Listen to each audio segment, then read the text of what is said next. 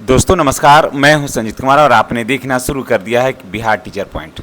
दोस्तों आज बात करेंगे, नियोजित शिक्षक सारे बहुत से कमेंट कर रहे थे कि सर कालबद्ध प्रोन्नति लेने के बाद क्या स्नातक ग्रेड में प्रोन्नति ले सकते हैं, ऐसा संभव है?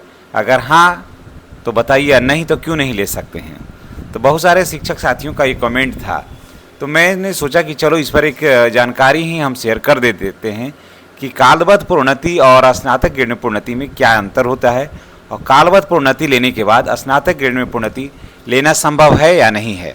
तो चलिए, चैनल पर अगर नए हैं तो चैनल को सब्सक्राइब कर लीजिए, बेल आइकन को दबाइए ताकि हर तरह की वीडियो, ज्ञानवर्धक वीडियो आपको मिलता रहे।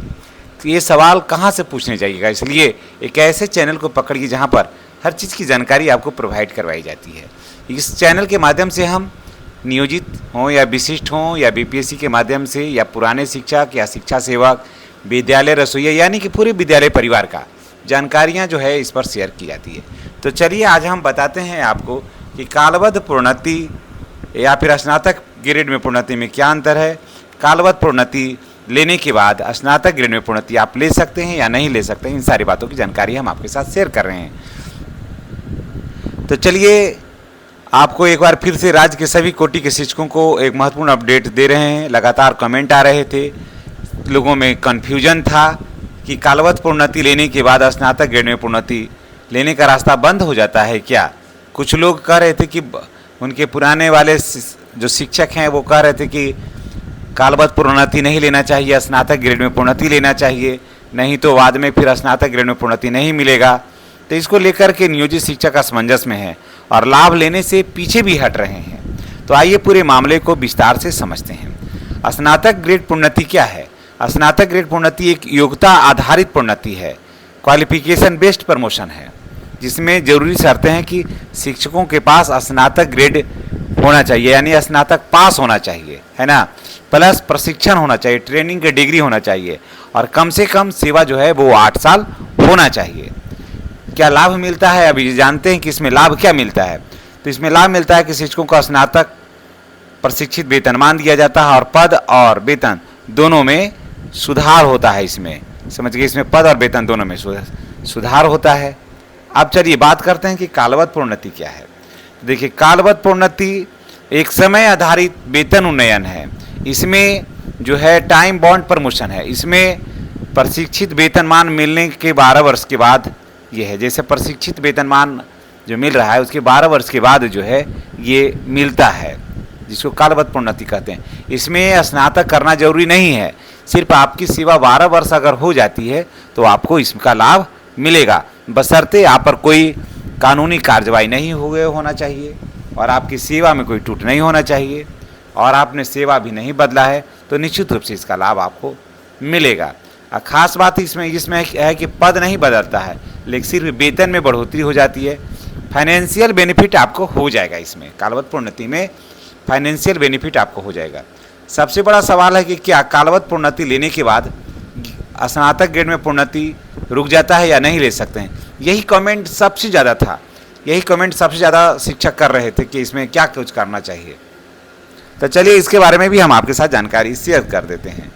सीधा और स्पष्ट जवाब है कि नहीं, कालबद्ध प्रोन्नति लेने के बाद स्नातक ग्रेड का जो प्रोन्नति नहीं रुकता है। ठीक है, प्राप्त जानकारी और व्यवहारिक उदाहरण दोनों के अनुसार अगर किसी शिक्षक को पहले कालबद्ध प्रोन्नति मिल जाती है और बाद में स्नातक ग्रेड के प्रोन्नति के लिए योग्य हो जाता है तो उसे स्नातक ग्रेड में प्रोन्नति दे दिया जाता है। ठीक है, तो यहाँ पर तो आप समझ गए होंगे कि कालबद्ध प्रोन्नति लेने के बाद स्नातक ग्रेड में प्रोन्नति लेने में कोई परेशानी नहीं है, बल्कि फ़ायदा ही फ़ायदा हुआ है। आज तक घाटा तो किसी को भी नहीं हुआ है। अब इसे एक उदाहरण से हम समझते हैं। मान लीजिए कि शिक्षक को 2018 में स्नातक प्रमोशन मिलना चाहिए था। अब मान लीजिए कि अभी हम ही लोगों को 2018 में ही स्नातक प्रमोशन मिलना चाहिए था, लेकिन नहीं मिला, और अभी मिल रहा है 26 में कालबद्ध प्रोन्नति मिल रहा है। 26 में हम लोगों को कालबद्ध प्रोन्नति मिल रहा है और इसके तुरंत बाद फिर हम लोगों को स्नातक प्रमोशन भी मिलेगा। तो बाद में स्नातक प्रमोशन दिया जाएगा, वेतन में फिर से स्नातक स्केल को सेट किया जाएगा और पहले मिली कालबद्ध प्रोन्नति को समायोजित कर दिया जाएगा। तो आपने देख लिया कि यहाँ कहीं कोई दिक्कत, कहीं कोई बाधा नहीं है। अब आगे देखिए इसका ग्राउंड रियलिटी क्या है, थोड़ा इसको भी जानते हैं। ऐसे कई केस सामने आए हैं जहाँ पहले कालबद्ध प्रोन्नति दी गई है, जी हाँ, बाद में स्नातक प्रमोशन भी मिला है और वेतन को रिफिक्सेशन किया गया है, यानी कि अब दोनों लाभ जो है वो मिल सकते हैं। समझ गए? कालबद्ध प्रोन्नति लेने से अब अगर इसको निष्कर्ष के तौर पर अगर निकाला जाए तो कालबद्ध प्रोन्नति लेने से स्नातक ग्रेड की प्रोन्नति पर की सेहत पर कोई असर नहीं पड़ता है, और बल्कि सेहत और चुस्त और तंदुरुस्त हो जाता है। और आपको सेवा लेने में, स्नातक अगर आप किए हुए हैं तो स्नातक ग्रेड प्रोन्नति लेने में आपको और ज़्यादा आसानी हो जाएगी और आपको वित्तीय लाभ ही होगा। तो चलिए इसी के साथ हम आपसे विदा लेते हैं। नेक्स्ट वीडियो में हमारी और आपकी फिर मुलाकात होगी।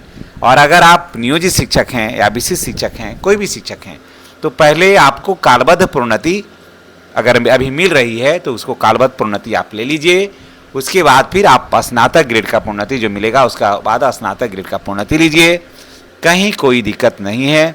जितने भी शिक्षक साथी हैं, चाहे किसी भी कोटि के शिक्षक हैं, मैं उनसे यही प्रार्थना करूंगा, निवेदन करूंगा कि आप चैनल पर अगर नए हैं, पहली बार आए हैं चैनल पर, तो चैनल को आप हर हाल में सब्सक्राइब करिए, बेल आइकन को दबाइए ताकि वीडियो का जो नोटिफिकेशन है आपको मिलता रहे।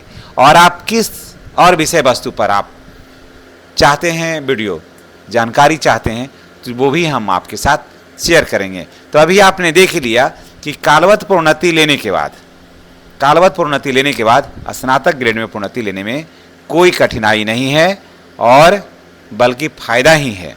तो चलिए इसी के साथ हम आपसे मिलेंगे नेक्स्ट वीडियो में। और मैं अभी आपको बता दे रहा हूं कि अभी जो कालबद्ध प्रोन्नति हो रही है उसमें आपको जिस दिन से 12 वर्ष हो गया है, यानी कि जैसे 18 में ही हो गया था, मिलना चाहिए था 18 में, मिल रहा है 26 में, तो इसमें आपको कोई लॉस, आर्थिक लॉस नहीं होगा। हाँ, ये भले है कि इतने दिन के बाद पैसा मिलेगा, ये पैसा अगर पहले से मिला होता तो उससे का कोई काम होता, लेकिन चलिए टोटल पैसा जो है प्रमोशन एरियर के तौर पर आपको मिल रहा है। इसमें तो कोई किंतु कोई परंतु नहीं है। टोटल जो राशि है एरियर के तौर पर आपको मिल रहा है। तो ये राशि आपको मैं बता दे रहा हूँ कि 2 लाख से 2.5 लाख रुपया के बीच में होगा।